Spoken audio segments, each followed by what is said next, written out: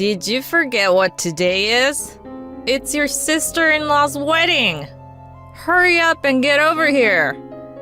I was confused by the angry voice yelling at me over the phone. But my mother... Who cares? Besides, it's terrible luck to have a funeral on a day like this.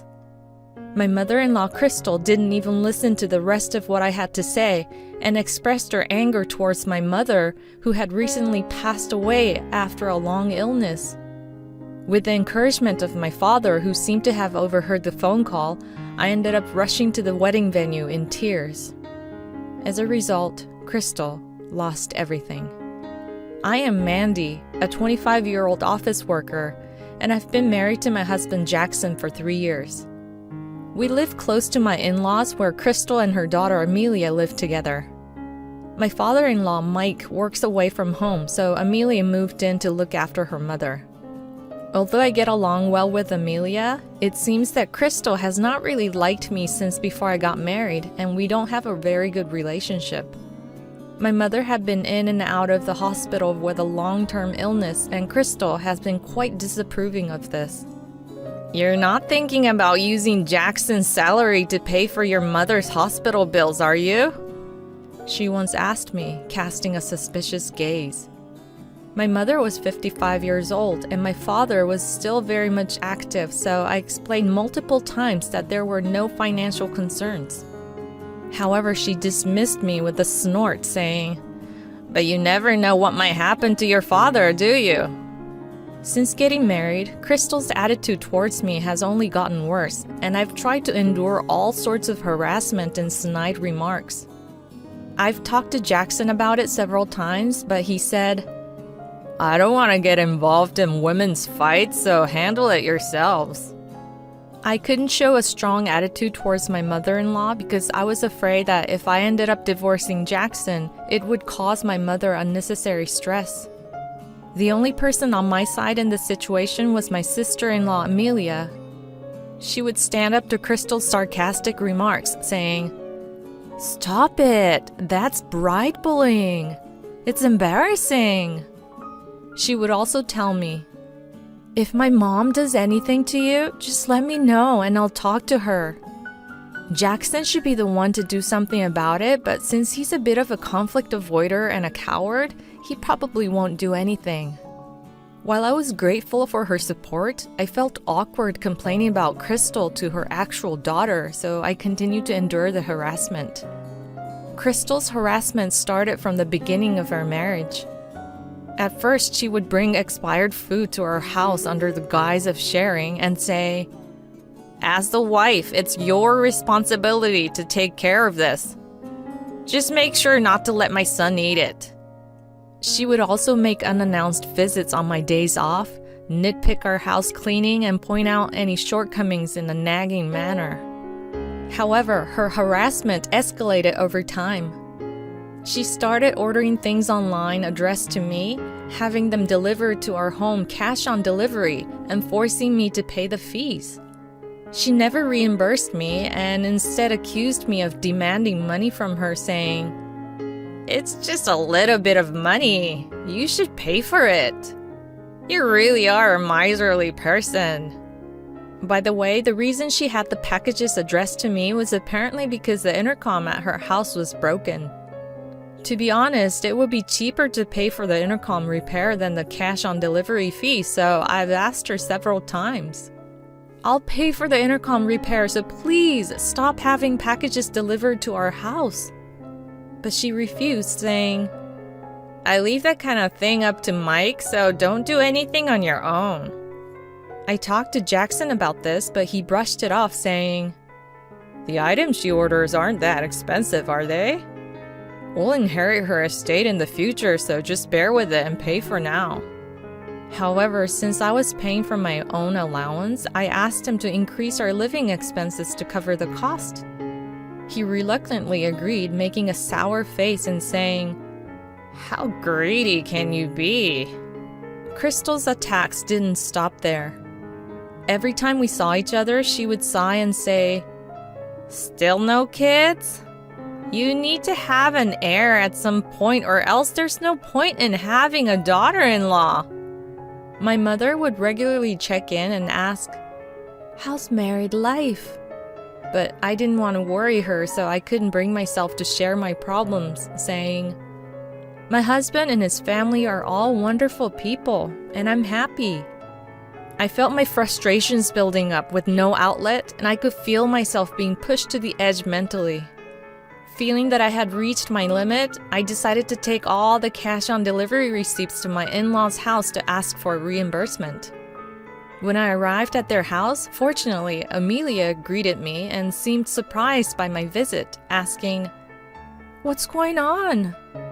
I told her, "I need to talk to your mother." She seemed to sense something from my expression and accompanied me in the conversation with Crystal. This is the total of the cash-on-delivery fees I've paid up until now. If it was just a little bit, I would have been okay, but honestly, I'm receiving packages several times a week, and it's putting a lot of pressure on our finances. I'd like you to stop having them delivered to our house. As I showed her the receipts totaling nearly $2,300, Crystal pushed back, saying, "I can't pay that amount all at once." But Amelia, with a stern look on her face, asked, "What's going on?" and demanded an explanation. Because her intercom is broken, she's been having various items delivered to our house from online shopping. But all of them are cash on delivery, and I've been covering the cost and accepting the packages. But I haven't been reimbursed even once. Amelia, surprised by my words, exclaimed, "Why are you paying for the things Mom ordered? No wonder there have been more appliances and food we don't use lately. And you're saying the intercom is broken? But you rang the intercom today." I was taken aback by her words, and then I realized that the intercom wasn't actually broken. In other words, Crystal had lied and intentionally made me pay money as a form of harassment. Well, sometimes it really doesn't work when it's acting up, and it's not fair to have the delivery person come to the house multiple times because of that. Then you should just fix the intercom quickly. I've offered to pay for the intercom repair several times, but she says she can't do anything without her husband's permission. Mom, this is blatant bullying of your daughter-in-law. Aren't you ashamed of yourself? She sighed deeply after hearing my words and seemed to be fed up with her mother. In the end, she told her father about the situation, and he apologized and transferred an amount slightly more than the total of the receipts to my account, saying, "We've put you through a lot because of Crystal, so this is our apology." Since then, Amelia has been more attentive to me and often invites me to meals. During meals, she would often ask if her mother was still causing trouble, but after that incident, Crystal has calmed down a bit and only makes sarcastic remarks to me. So my conversations with Amelia gradually became more personal. In those conversations, I told her about my mother's long illness, my father taking care of her, and the fact that she had been given a terminal diagnosis. Amelia, in turn, told me that she had a partner she promised to marry and that her father would soon return from a work assignment alone. They planned to get married when he returned and then leave her parents' home. This went on for about a year. My father-in-law, Mike, returned home safely after finishing his work assignment, and Amelia became busy preparing for her wedding. In the midst of all that, as someone who had already had a wedding, I listened to her concerns and helped her with the preparations, sincerely celebrating her marriage. However, 2 days before her wedding, something happened while I was having lunch with her. I received an unusual message from my father informing me that my mother's condition had taken a sudden turn for the worse, and she was in critical condition. "You should come back as soon as possible." His voice over the phone was filled with tears, and my thought process seemed to have completely stopped, leaving me unable to think about anything. Amelia, noticing my state, gently asked, "What's wrong?" I hesitated for a moment, wondering if it was really appropriate to tell her who was about to get married. But ultimately, I explained the situation out of a strong desire to see my mother. She then said, "Go to her quickly. You don't have to worry about my wedding. I'm really sorry that I can't cancel it since it's only 2 days away. Be with your mother. I'll explain everything to everyone else." With her kind words, I hurried back to my family home and went to my mother's side. As if waiting for my arrival, she briefly opened her eyes and said, "Thank you for coming." She squeezed my hand tightly and passed away peacefully the next day. My father and I managed to hold back our tears and see her off in her final moments. Then we were busy with the arrangements for her wake and funeral. I also contacted Jackson, telling him, "I'll be back once all the procedures are finished." The next day, I attended her funeral, breaking down in tears over memories with her, regrets for not having been able to give back to her enough, and the sadness of losing her. Then I received a phone call. It was from Crystal. As I was in the middle of the funeral, I intended to call her back later, but she kept calling repeatedly. Confused, I eventually answered the phone. "What on earth? Where are you right now?" I'm sorry. My mother passed away yesterday, so I am attending her funeral." "Did you forget what today is? It's Amelia's wedding! Hurry up and get over here!" Confused by the angry voice yelling at me over the phone, I managed to stammer out, But my mother." However, I was yelled at even more. "Who cares? Besides, it's terrible luck to have a funeral on a day like this." I could feel the tears that I had been holding back start to overflow. My father, who was nearby, heard the yelling from the phone as well. "Are you alright?" Amelia was supposed to have explained the situation to her. "I'll take care of the funeral, so you go attend the wedding. Is there still time? If I leave now, I'll just make it. But this is my last goodbye to Mom. Your mother was happy just knowing that she saw you one last time. She wouldn't want you to ruin your relationship with your husband's family because of her. Go ahead and go." He gently persuaded me, and I hurried off to the wedding venue. I changed into the dress I had prepared at home, but my mood didn't lighten at all, and I couldn't hold back my tears even in the taxi to the venue. Somehow, I managed to calm my tears and entered the venue after checking in. As I headed to the restroom to check myself in the mirror, I happened to run into my father-in-law, Mike. "Mandy? What are you doing here? Is your mother alright? Amelia said you wouldn't be attending." "My mother passed away, and today was her funeral. I did let Jackson know that she had passed, but Crystal kept calling and insisting that I attend the wedding today. My father also told me to prioritize my relationship with Jackson's family, so I left the funeral to attend the wedding." "What? Did she say such an outrageous thing? I am so sorry." "No, I'm the one who should apologize for causing trouble on such a happy day. Crystal said it was bad luck, but there was nothing I could do." "Never mind that. Go back to your mother's funeral. I'm so sorry for making you come all the way here without even offering my condolences. You can come back when you're feeling better." With that, he handed me some money for transportation expenses, and I left the venue without entering. I changed back into my morning clothes and returned to my family home. Fortunately, the distance between my family home and the town where we live was less than an hour by car, so I was able to make it back in time. When I returned, my father and relatives were surprised, and they all asked me why I was back.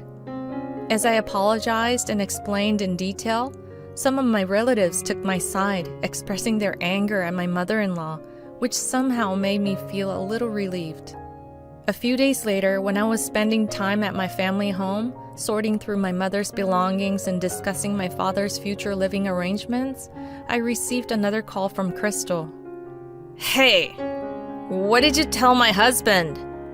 There seems to be a misunderstanding, so come back and clear it up, please. Although I was fed up with her message, I decided to put an end to the matter and headed to my in-laws' house after talking to my father. Jackson, my parents-in-law, and Amelia were waiting for me at their house, and we immediately started discussing the issue.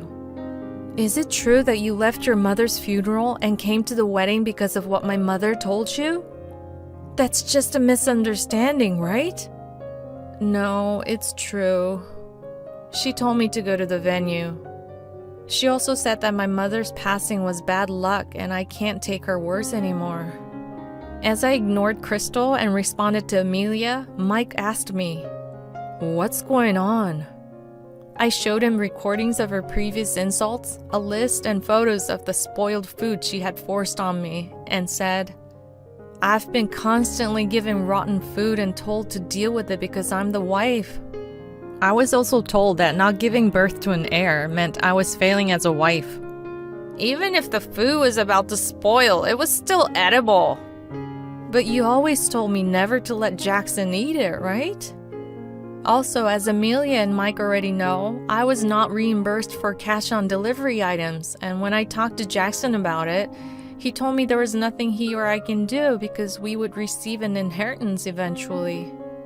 What have you two been doing all this time? You've done nothing but terrible things to Mandy. On top of that, you even interfered with her mother's funeral. He was furious upon hearing my words, and Amelia said, "Using my wedding as a tool for harassing my sister-in-law is truly despicable." She glared at her mother with contempt. I was really glad that I had kept records of Crystal's harassment just in case something happened. However, Jackson spoke up in defense of his mother. "There's no need for everyone to gang up and blame my mother. She must have had her reasons, right? Mandy, you didn't have to say all this here. If you had communicated more frequently, this situation wouldn't have happened in the first place. When I tried to talk to you about it, you always seemed annoyed and there was never any real discussion. Did you really think that she and I could have a conversation on our own?"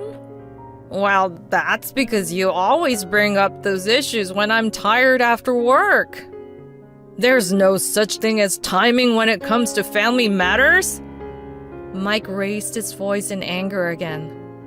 Then he told my mother-in-law, "Go back to your parents' place for a while.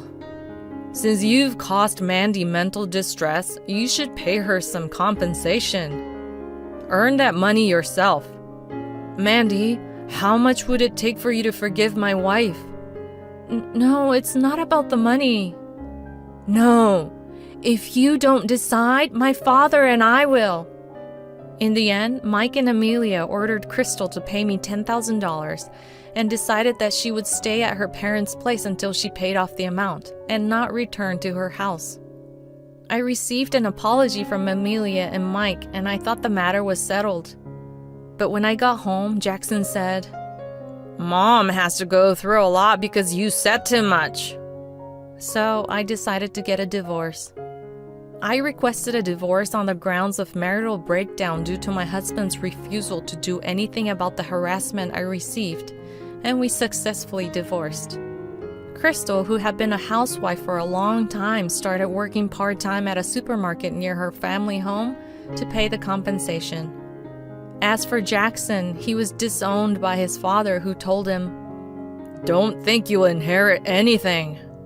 He contacted me, asking me to mediate between him and his father, but I only said, "You didn't do anything when I needed help, but you cling to me when it suits you. You're really shameless," and hung up the phone. Since then, I have moved back to my family home and lived with my father, who is now alone. He seemed quite depressed after my mother passed away, and although he felt sorry for me about the divorce, he said, "I'm glad I can live with you again. From now on, I want to live a peaceful life by his side, supporting him as we move forward together."